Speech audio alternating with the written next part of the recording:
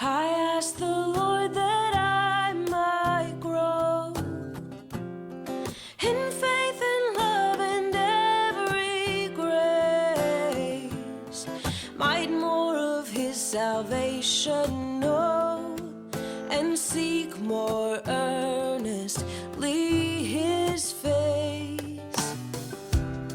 'Twas He who taught me thus to pray.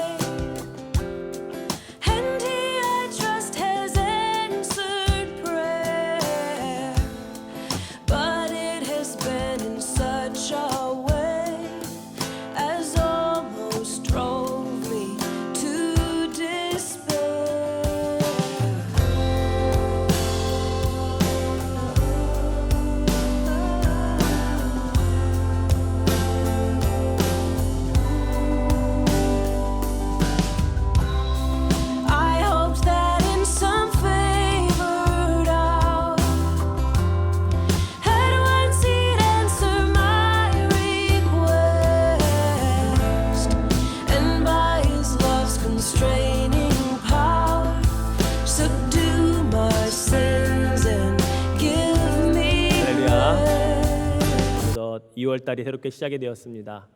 또 새로운 한 달 주의 은혜 가운데 또 첫 예배를 통해 한 주를 시작하시고 또 그 예배가 여러분의 삶에 정말 중심이 되는 그런 복된 삶들의 연속이 이어지기를 다시 한번 축원해 드리겠습니다.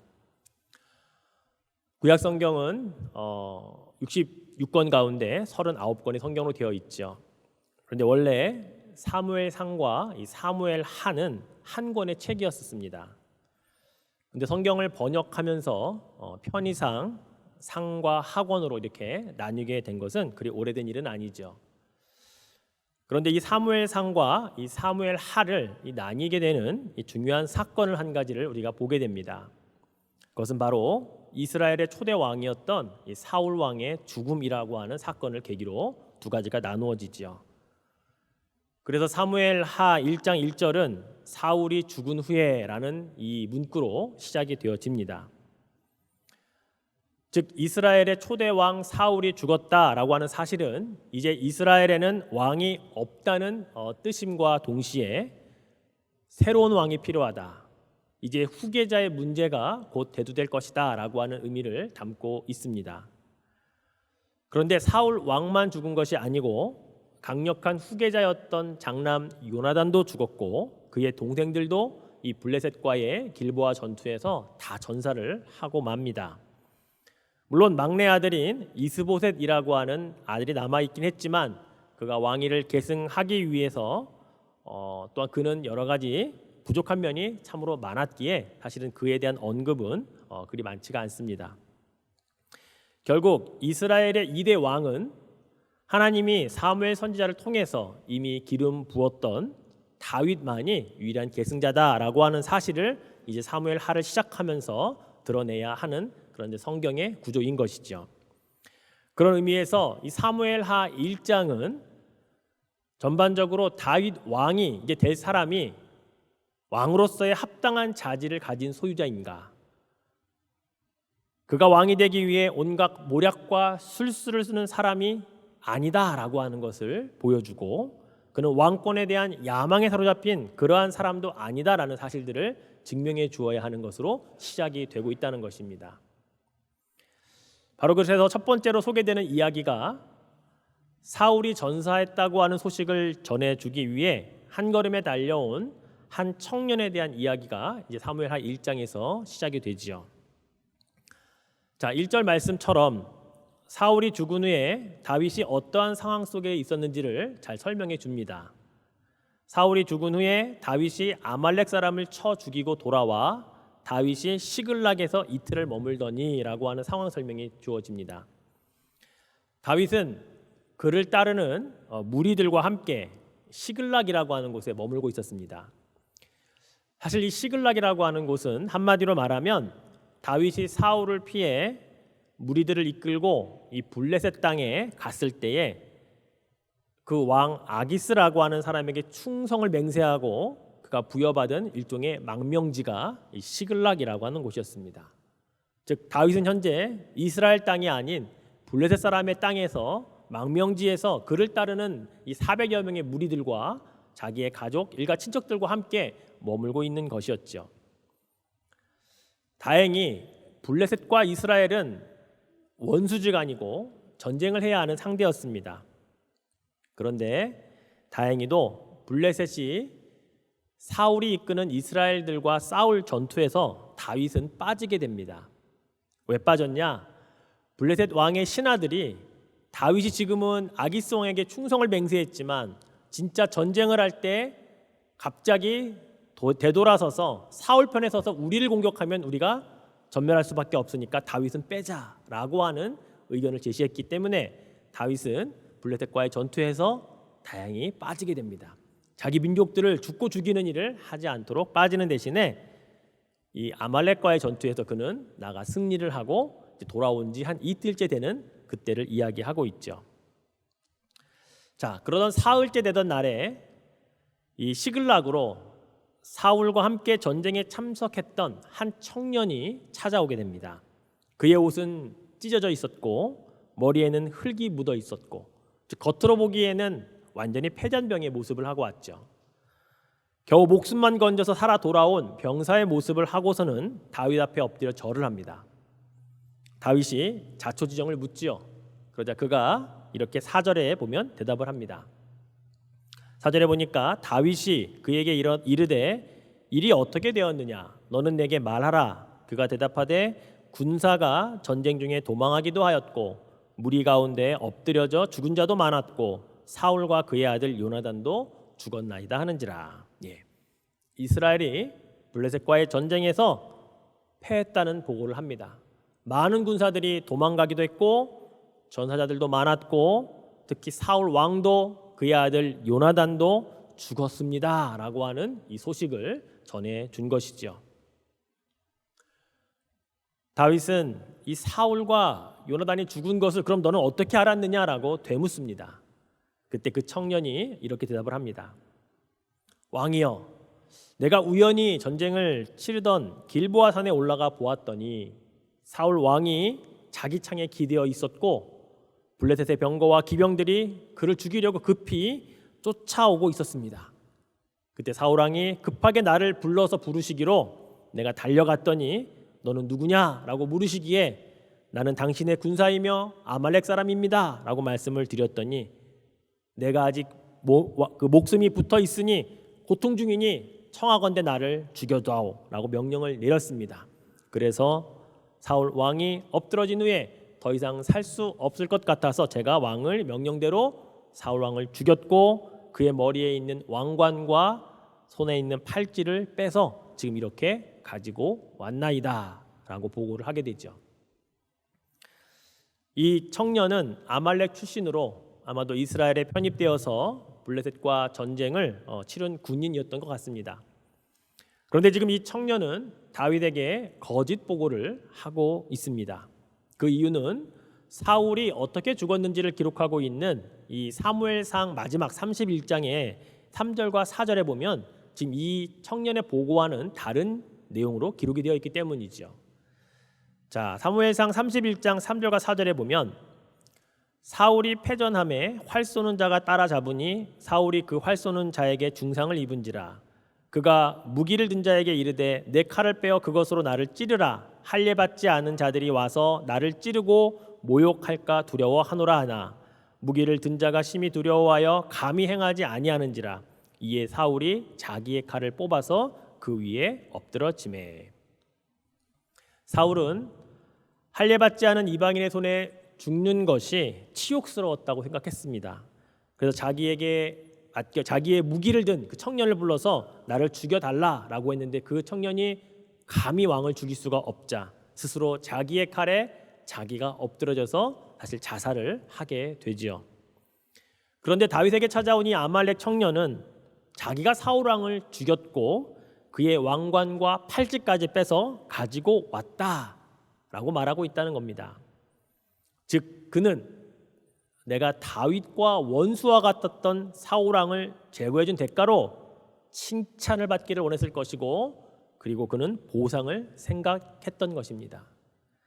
마치 자신이 다윗의 정적인 사울을 제거해 주었으니 새로운 왕이 될 수 있는 길을 열어준 제가 바로 그 킹메이커의 역할을 한 것 아닙니까? 당연히 칭찬과 보상을 받을 줄 알았겠죠. 하지만 이 청년이 다윗을 오해해도 이만저만 오해한 것이 아닙니다. 다윗이 어떤 성품을 가진 사람인지 전혀 알지 못했기 때문이죠. 오히려 다윗의 반응은 그 청년의 예상과는 전혀 반대의 모습을 보여줍니다. 자, 오늘 본문의 11절과 12절 말씀을 같이 한번 읽겠습니다. 이에 다윗이 자기 옷을 잡아 찢음에 함께 있는 모든 사람도 그러하고 사울과 그의 아들 요나단과 여호와의 백성과 이스라엘 족속이 칼의 죽음으로 말미암아 저녁 때까지 슬퍼하며 울며 금식하니라. 다윗은 자기 옷을 잡아 찢을 정도로 슬픔을 참지 못했습니다. 그의 슬픔을 본 주위의 사람들까지 똑같이 옷을 잡아 찢으며 그 슬픔에 동참을 하게 되죠. 그리고 너무나 슬픈 나머지 저녁 때까지 계속해서 울며 금식을 그들은 했다고 기록하고 있습니다. 그렇습니다. 사실 다윗에게 사울이라는 사람은 자신의 목숨을 노리는 원수와 같은 사람이었지요. 포기할 줄 모르는 집요한 그 사울 때문에 다윗은 수없이 많은 인생을, 젊은 시절을 송두리째 도망 다니다가 망명하느라고 시간을 다 허비해버리고 말았습니다. 그렇게 자기의 인생을 망가뜨린 장본인이 사울이었습니다. 사울의 괴롭힘이 얼마나 힘들었으면 블레셋 왕 앞에 가서 침을 질질 흘리는 그런 정신병자 역할까지 했겠습니까? 그렇게라도 사울의 그늘을 벗어나기 위해 몸부림 치도록 만들었던 사람이었거든요. 게다가 사울이 누군가요? 장인어른 아닙니까? 그의 딸과 결혼까지 해놓은 사위도 자식이잖아요. 그런데 그 사위인 자식을 죽이려고 했던, 그것도 실패를 여러 번 했음에도 끝까지 포기하지 않고 그를 죽이려고 했던 바로 그러한 사울 때문에 그는 그의 인생의 많은 시간들을 잃어버렸던 사람이었죠. 그럼에도 불구하고 사울은 다윗의 원수로 여기지지 않았습니다. 다윗이 그를 원수라고 생각하지 않았습니다. 그 이유는 마음속에 한 가지 원칙이 자리하고 있었기 때문이었어요. 바로 그것은 하나님이 기름 부어 세우신 이스라엘의 왕 사울은 하나님이 다스리신다라고 하는 생각 때문이었죠. 이 사실을 단 한 번도 그는 잊어버리지 않았던 것입니다. 즉 하나님이 세우셨기에 하나님이 치리하시고 다스리신다라고 하는 하나님의 권위를 그는 무시하지 않았던 겁니다. 끝까지 인정했던 것입니다. 그래서 여러 차례 사울을 죽일 기회가 주어졌지만 결코 그에게 손을 대지 않았던 것입니다. 게다가 형제처럼 지냈던, 우정을 나누었던 이 요나단의 죽음 또한 다윗에게는 아주 큰 슬픔이었을 것입니다. 어쩌면 옷을 찢는 것만으로는 그의 슬픔을 표현하기 아마 부족했을지 모르지요. 이러한 슬픈 마음을 다윗은 사울과 요나단을 위해 슬픈 애가를 짓게 됩니다. 구약 성경 가운데 최고의 문학 작품으로 평가되는 이 애가, 바로 오늘 우리가 읽은 본문 바로 다음 절 17절부터 1장 마지막 절까지 다윗이 지은 이 애가가 기록이 되어 있습니다.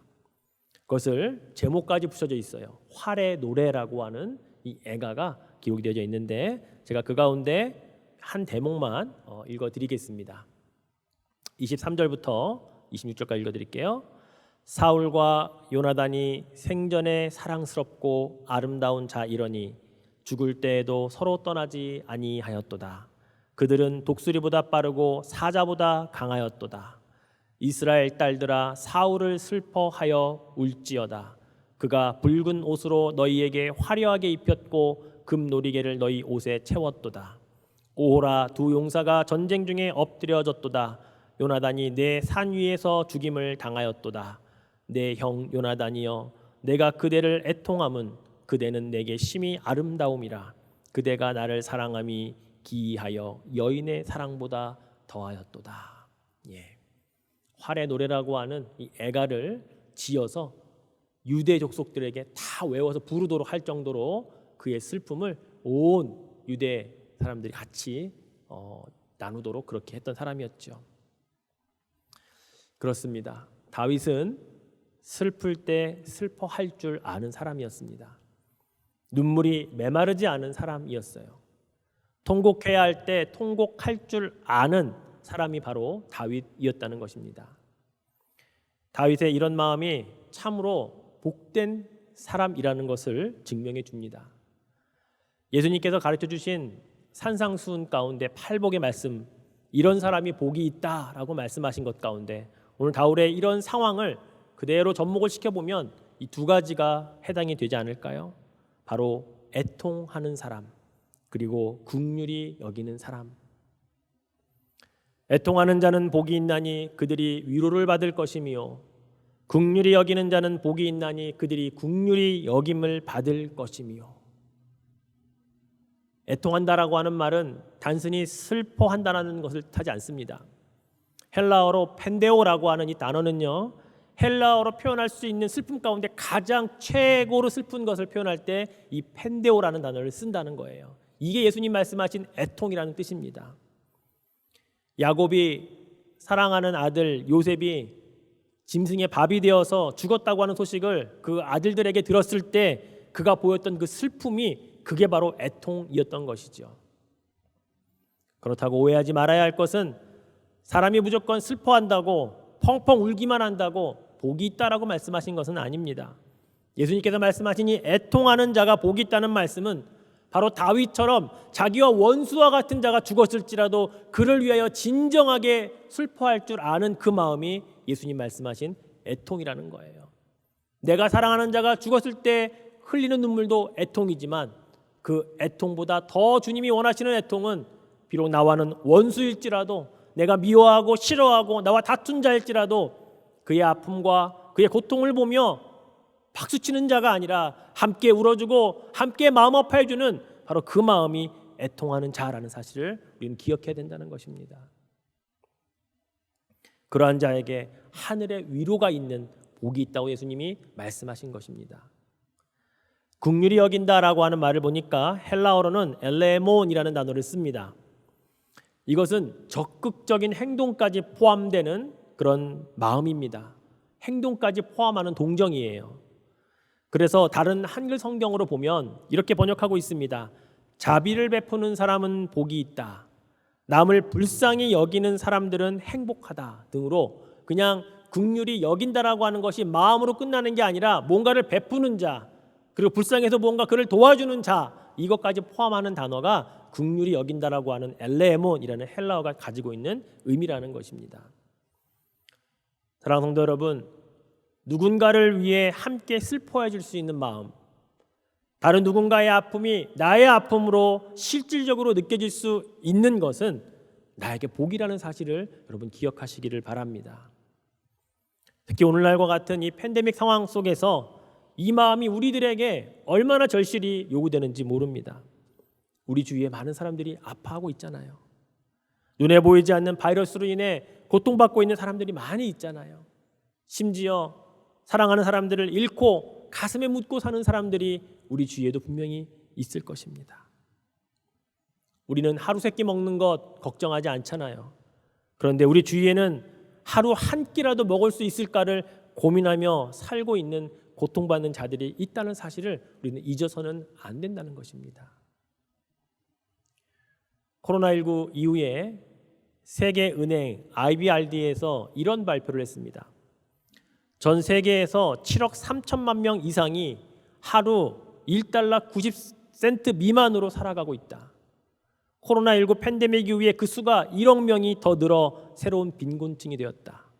전 세계 아동들 4명 가운데 1명이 빈곤으로 현재 고통받고 있다라고 하는 보고서를 내놓았습니다.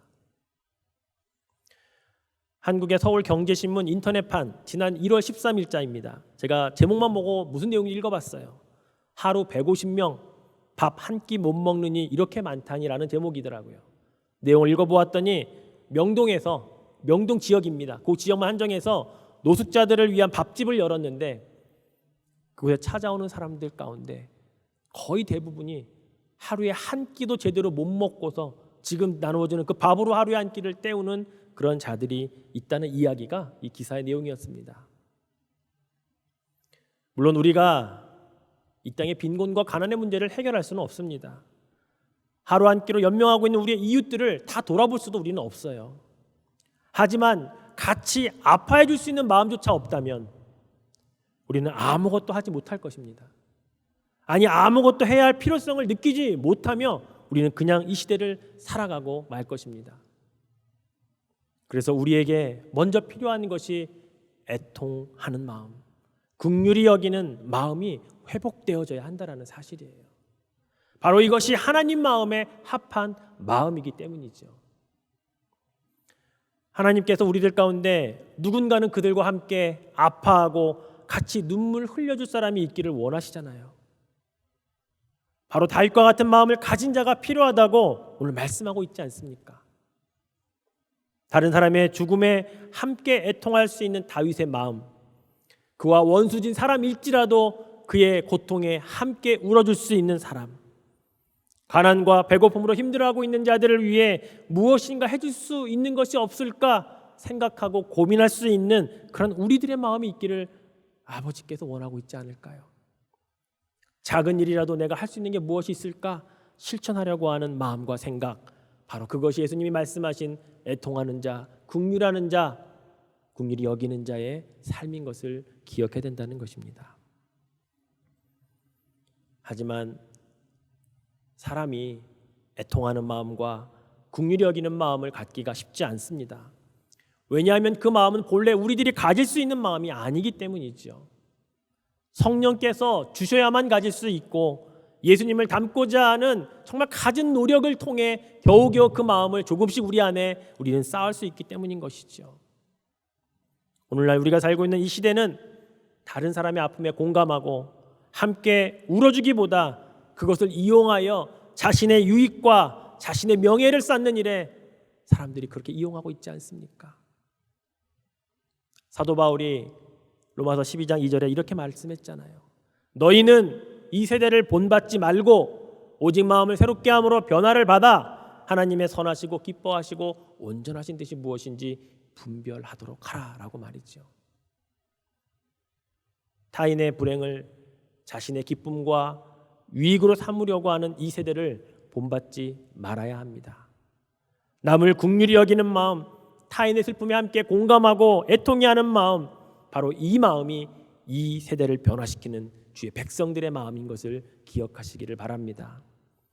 이것이 하나님의 선하시고 기뻐하시고 온전하신 뜻이며 하나님의 마음에 합한 자의 마음인 것을 기억하시기 바랍니다. 우리는 다윗을 하나님 마음에 합한 자라고 하는 닉네임을 붙여서 부릅니다. 이 닉네임이 붙은 이유는 사도행전 13장 22절 말씀을 근거로 하고 있습니다. 다윗을 왕으로 세우시고 증언하여 이르시되 내가 이새의 아들 다윗을 만나니 내 마음에 맞는 사람이라 내 뜻을 다 이루리라. 내 마음에 맞는 사람이라고 하는 이 표현을 영어 성경에 보니까 A man after my own heart라고 되어 있더라고요. 이 after라고 하는 단어가 헬라어 성경에 카타라고 하는 말인데요. 이 카타라고 하는 말은 무엇을 따라서 한다라는 의미를 가지고 있습니다. 즉, 내 마음에 맞는 사람, 하나님 마음에 맞는 사람은 어떤 사람이냐? 하나님의 마음을 알아서 그 마음을 따라가려고 하는 사람이라는 거예요.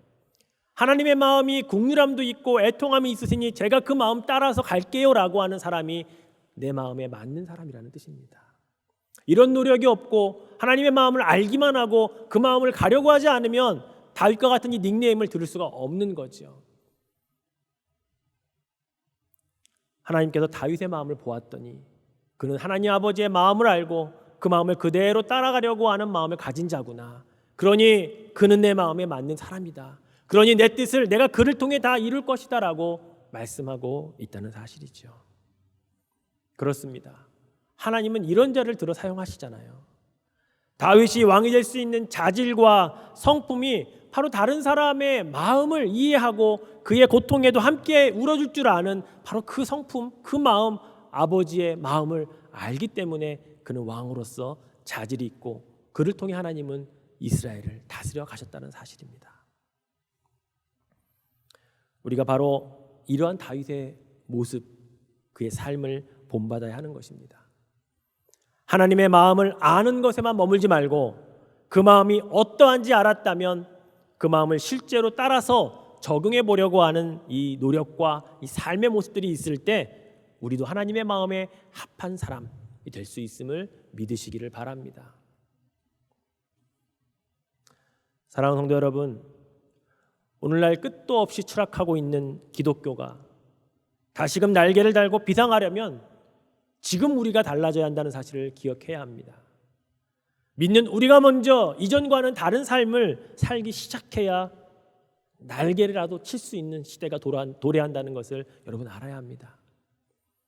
타인의 불행 위에 우리의 기쁨과 행복을 쌓는 일은 더 이상 없어야 합니다. 그동안 아무런 거리낌 없이 그렇게 살아왔다면 이제는 그 마음을 버리고 바꿔야 합니다. 이것은 하나님의 마음이 아니기 때문이죠.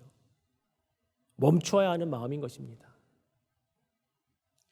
이제는 우는 자와 함께 울어줄 줄 아는 애통의 마음을 가지고자 해야 합니다. 그들의 상황과 형편에 공감해주는 예수님의 이 긍휼의 마음으로 우리의 이웃들을 찾아 보듬어 주어야 합니다. 그럴 때 비로소 추락하는 기독교가 다시금 비상의 날개짓을 할 수 있을 것입니다. 떨어진 교회의 위상이 다시금 원래 자리로 되돌아가는 시작이 될 수 있을 줄로 믿습니다. 바로 그 시작을 저와 여러분이 하나님의 마음에 합한 마음을 가지고 A man after God's own heart, 그 마음으로 따라가려고 할 때 시작될 수 있음을 저는 믿습니다. 다시 아말렉 청년의 이야기로 돌아와 보면 그가 오늘 이 잘못된 방향으로 흘러가고 있는 사람의 모습을 그의 모습에서 우리는 발견하게 됩니다. 남의 불행을 이용해서 자신의 유익과 출세의 수단으로 사용하려고 했던 그런 전형적인 기회주의자의 모습을 우리가 볼 수 있죠. 그런 사람의 인생의 결말까지 오늘 성경은 기록해 놓고 있습니다. 다윗에게는 아말렉 청년에게 칭찬이나 보상 대신에 사울, 하나님의 기름 부은 자를 그의 손으로 죽였다라고 하는 그 자체만으로 그는 하나님께서 원하시는 그것을 대신 그가 명령을 통해 그를 죽이게 되지요. 그리고 죽은 이후에 마지막 16절 말씀에 보면 그가 이렇게 이야기합니다. 다윗이 그에게 이르기를 내 피가 내 머리로 돌아갈지어다. 내 입이 내게 대하여 증언하기를 내가 여호와의 기름 부은 받은 자를 죽였노라 함이니라 하였더라. 결국 아말렉 청년은 죽이지도 않은 사울 왕을 죽였다라고 말한 그 대가로 결국 자기의 피가 자기의 머리값이 되고 자기의 목숨값이 되어서 결국 그는 생명을 잃고 말았던 것이죠. 애통과 긍휼의 마음이 아닌 남의 불행과 슬픔과 아픔을 자기를 위하여 사용하려고 했던 바로 그 모습이, 그 결과가 어떠한가를 우리는 이 아말렉 청년의 모습을 통해 우리는 볼 수 있어야 하는 것입니다. 말씀을 맺겠습니다. 우리가 유대 민족을 가리켜서 히브리인이라고 그렇게 말합니다. 이 히브리인의 유래를 살펴보면 인종을 가리키는 단어가 아니었습니다. 고대 근동 지방에 이 하비루라고 부르는 무리들이 있었다고 해요.